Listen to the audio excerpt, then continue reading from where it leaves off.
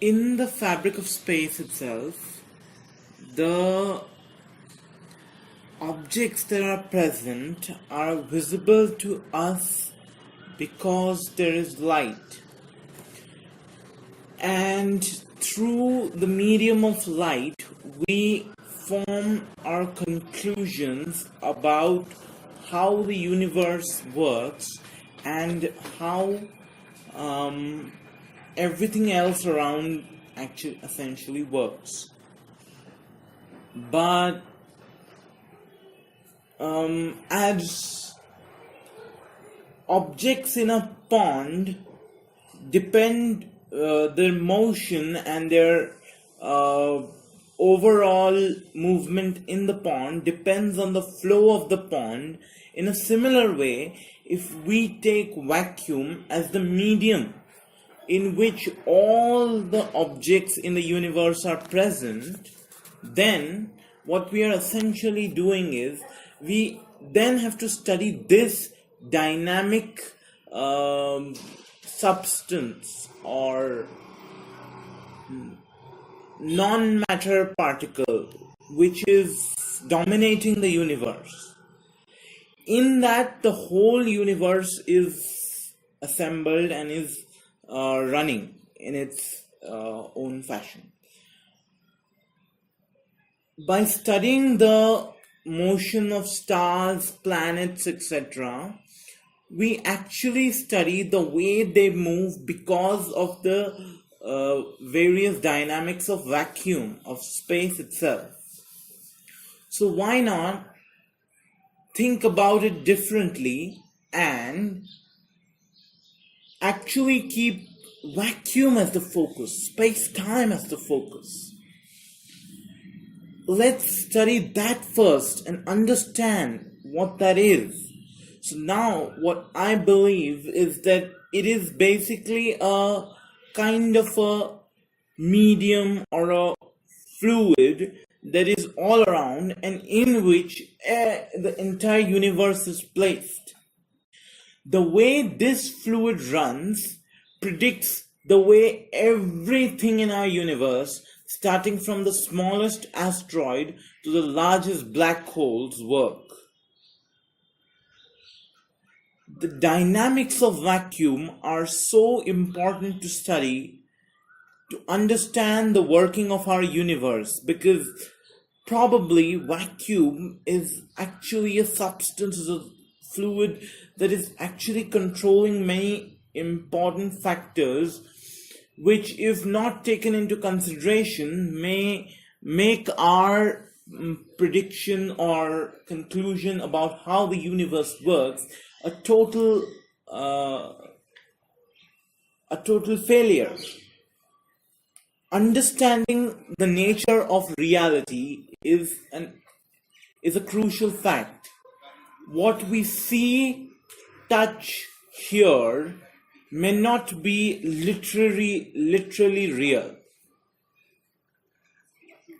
As I have mentioned, the fabric of space itself may be designing everything, and how we picture reality in the real sense of, in every sense of the term, then predicts how, whether we will have the accurate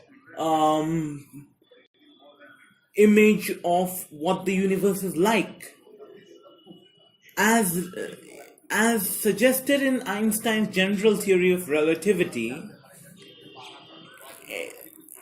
for every relative observer from every different position or different perspective of a different position, reality is something different. But what I believe is, although there are around 7 billion perceptions in this world of reality, there is a constant which is reality, which is perceived in many different ways. It is like, if I'm sitting here, many people around here, every person may be having a different image, not just the literal meaning of image in the sense picture, but a different perception of me sitting here. But an ultimate reality is what predicts everything. And that is what vacuum is in the perspective of space and time. Time runs, because of which we realize and understand, and our senses are equipped to understanding the running of every force in the universe, everything else, because without time basically nothing is running. So this dynamic fluid, if you can call it vacuum, needs to be studied in such a way, its properties, its effects on general matter, its overall effect on time that is going on around us overall, needs to be perceived in a with a different point of view if we have to understand the movement of objects. Like in the WMAP project, astronomers mapped stars and their movement to predict the position of the black hole. Is that a correct means or an accurate means of predicting where a black hole is? Perhaps that is just because vacuum is shaping the space around it, or the loop of fluid or vacuum around it, in such a way that to us as relative observers, the mere fabric, or the, what do you call it, the planets, the stars, everything are appearing that way. So how about change your perspective? Study the fluid first, understand what effect it has on vacuum, and it makes everyone's life easier.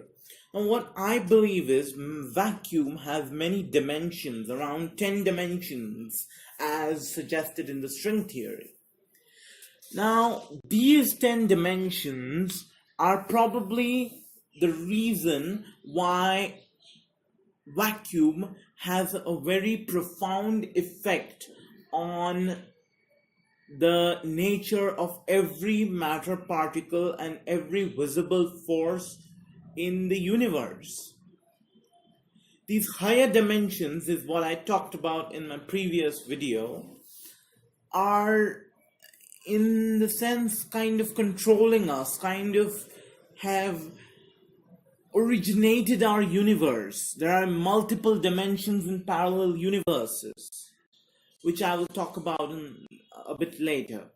But the basic fact that what vacuum is the way time runs. The way vacuum is, or the way space is at a point, predicts the way time runs over there, if we know how these other 10 dimensions, which are part of vacuum, actually run. If we can understand the parallel universes that are running and their effect on our universe, then we can understand why objects in space are moving the way they are, and literally understand the true meaning of why, how everything, every single object in the universe works. But understanding the nature of vacuum is not such an easy task. As we know, human research of astronomy is 99.99% dependent, in fact 100% dependent on observations, what light shows us. And so changing our perspective to have the literal meaning of how space itself works is extremely important. Remember, in a pond that is flowing, the flow of the water in the pond predicts the movement of everything else, predicts the force that every object will create, the gravitational force predicts everything else. So the medium needs to be understood. There are 10 dimensions in vacuum that are to be understood extremely accurately if we are to understand the nature of how our universe works. Probably that is the reason of the expansion of the universe, and this dynamic fluid is essentially making a certain connection between our universe and higher dimensional universe, parallel universes. Parallel universe does not mean, mind you, other universes in the same space. If you go on and on and on and on outside the galaxies, no, that is not a parallel universe. This space-time is one universe with defined 3 dimensions, which is unlimited in the respect of 3-dimensional or below organisms, and therefore hunting the edge of space is not such an easy task. But black holes, mind you, are the edge of space. Now I'll talk about that in a later video, but the essential fact that how vacuum shapes all the forces, including magnetism, gravity, and their effect on us and how we perceive them as in the perspective of a relative observer, is extremely crucial. And the moment we understand the dynamics of vacuum and how it essentially works, affecting the whole universe, and how the space-time fabric essentially works, regulating time and space, which the vacuum, or something that we don't consider anything, is probably shaping our universe.